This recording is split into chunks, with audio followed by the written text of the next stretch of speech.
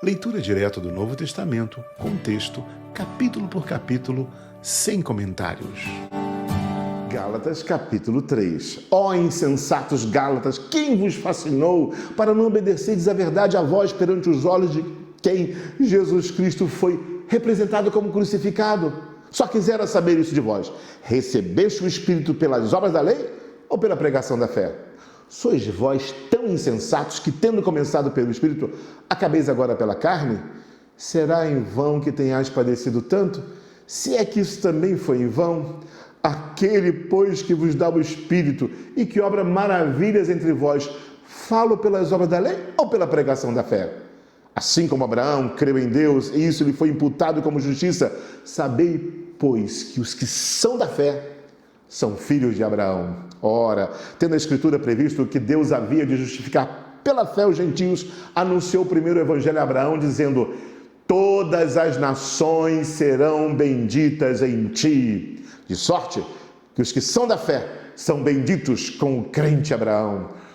Todos aqueles, pois, que são das obras da lei estão debaixo da maldição, porque escrito está: maldito todo aquele que não permanecer em todas essas coisas que estão escritas no livro da lei, para fazê-las.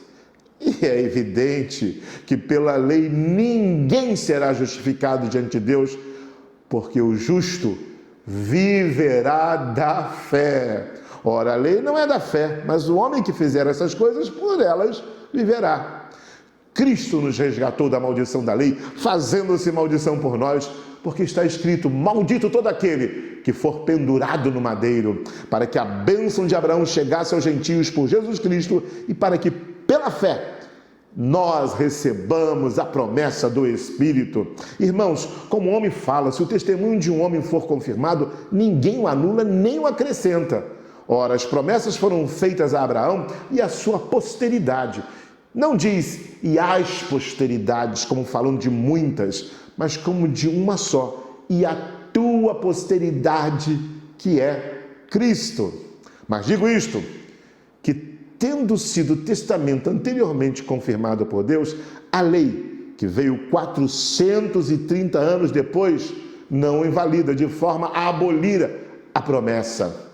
Porque se a herança provém da lei, já não provém da promessa, mas Deus, pela promessa, a deu gratuitamente a Abraão.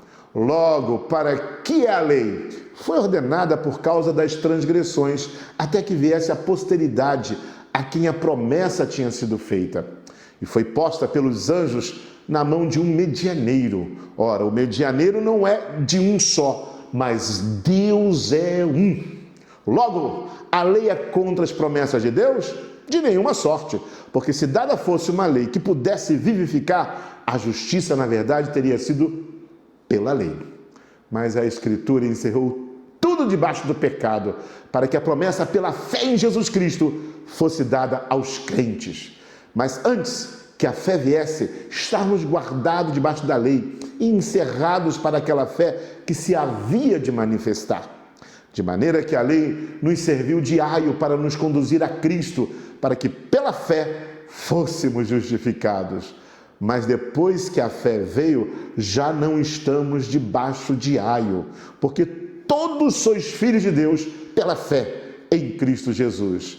Porque todos quantos fostes batizados em Cristo, já vos revestistes de Cristo. Nisto, não há judeu nem grego, não há servo nem livre, não há macho nem fêmea, porque todos vós sois um em Cristo Jesus.